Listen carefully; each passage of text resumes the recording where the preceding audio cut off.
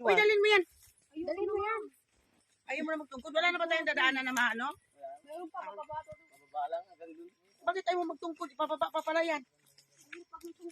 Ang hirap, ang init. Sige pa more. Ito ang Tingnan mo. ginusto natin. Nanahimik tayo sa Quezon City. Gusto natin pumunta ng Galalan. Ito ang kalagayan ng aming pinuntahan.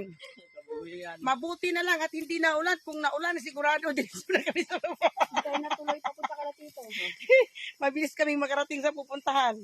Gulong talaga tayo. Sabay tayo sa agos ng tubig. Ganito yung nakahon pa dito. Kung mag-isa lang hindi makahon. Kaya sina. Kaya nga, ang hirap na nag-aakay. Kanina pag ako nalasing, hindi na ako makakaahon. Ngayon nalasing nga. Nakahon pa. Nahon pa. Ahon pa man. Akala ko nga malapit na kasi nandun na si Alex. Sinisip ko lasing, ba't nandoon na? Di ibig sabihin malapit. Malayo pa pala. Dito ba yun? Ay, gab. Ang kati naman, ano ba yun? Kati. Pakalimutin mo naman, katadaan mo na dyan kanina. Kaya nga eh. Hirap.